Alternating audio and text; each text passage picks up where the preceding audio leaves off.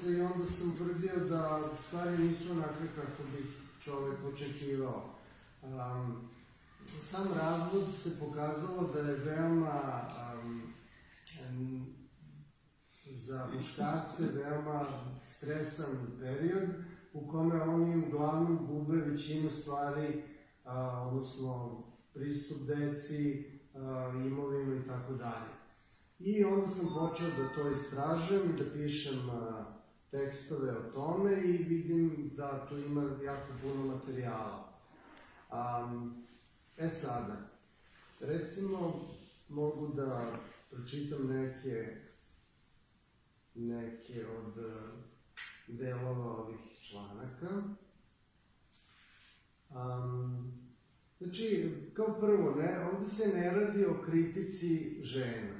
Znači, ovde se kritikuje feminizam. A feminizam odavno više nije samo borba za ženska prava. On je... Kao prvo, njega su preuzele lezbejke. Znači, većina vodećih feministkinja su lezbejke i one vode jednu politiku za koju su plaćene i koja zapravo ni samim ženama ne ide u korist. Zašto ne ide u korist ženama? Zato što kao posledica te politike mnogi će ostati neudate, bezdetne i na kraju i nesrećni. Znači, to nije ono što... To nije borba za pravu ravnopravnost među polovima, niti je nešto što pogoduje razvoju porodice i tako dalje. Znači, jedan od članaka kaže cilj radikalnog feminizma je diktatura žena. To je zapravo prema marksističkoj teoriji, a inače feminizam je vrsta neomarksizma, gde su maltene termini zamenjeni veoma jednostavno. Znači, u Marksovoj teoriji izrabljivač je kapitalista i kapitalizam, a u feminističkoj teoriji to je beli heteroseksualni muškarac, a sistem izrabljivanja se zove patrijarhat. To je po njihovoj teoriji tako. Znači, jednostavno su zamenili termine i proglasili potrebu za borbom protiv ugnjetenosti. Mi koji smo živjeli u socijalizmu znamo da su većina, odnosno sva prava žena odmah posle Drugog svetskog rata i nakon toga izjednačena sa pravima muškaraca, tako da zapravo potrebe za borbom skoro da više i nema.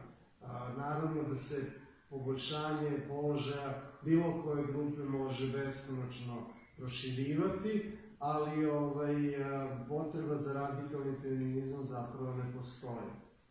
Međutim, koja je pozadina trenutnog radikalnog feminizma je da svetske elite žele da naprave jednu globalnu civilizaciju u kojoj će postojati jednoumlje, znači s kojoj će se rukovoditi iz jednog centra i nacionalne države više nisu potrebne, porodica više nije potrebna, čak i 7 biliona stanovnika na zemlji nisu potrebni, jer se očigledno vidi da četvrta industrijska revolucija zapravo će dovesti do velikog gubitka radnih mesta i to više nije ona borba ludista protiv mašina koji su uništavali mašine jer su im oduzimali radna mesta.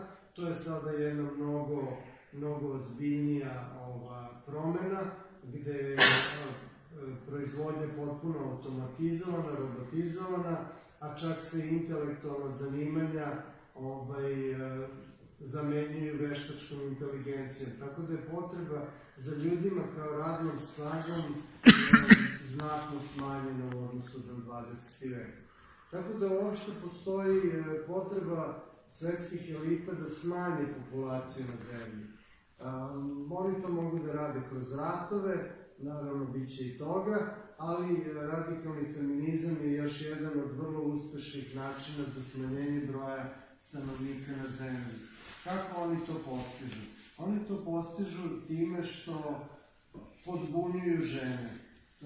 Oni im govore da nisu obavezne da rađaju, da nije sva sreća u braku, da je brak zapravo tamnica u kome je žena eksploatisana, u kome ona besplatno radi u kući, u kome je izložena nasilju u porodici i tako dalje. To su sve teme o kojima se svakodnevno piše u medijima, što kreira jednu atmosferu da barem polovina žena se plaši ili uopšte ne želi da kažemo, ima bilo šta sa muškarcima, posebno ne tako trajno.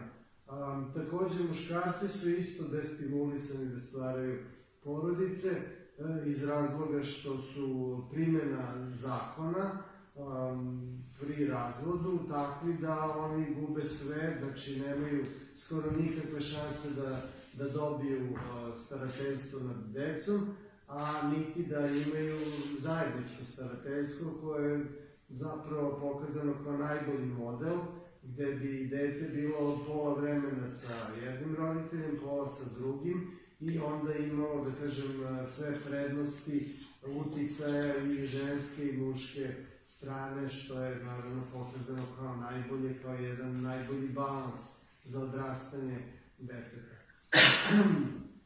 Tako da žene se motivišu da se razvode, jer im se nudi jako puno, znači maltene automatsko starateljstvo sa zagarantovanom alimentacijom, znači to se veoma ozbiljno prati, ko ne plaća alimentaciju može se, da kažem, uterati preko plenitbe imovine ili čak oni koji nemaju šta da im se zapleni, nemaju da plate, oni idu u zatvor usled neplaćanja alimentacije. Znači, takođe i podela zajedničke imovine, o tome sam pisao, znači neću sad da idem po stranicama knjige, ispričat ću sve iz glave. Suština je sledeće, ispričat ću zapravo koji su moji originalni doprinosi tome, a ne ono što sam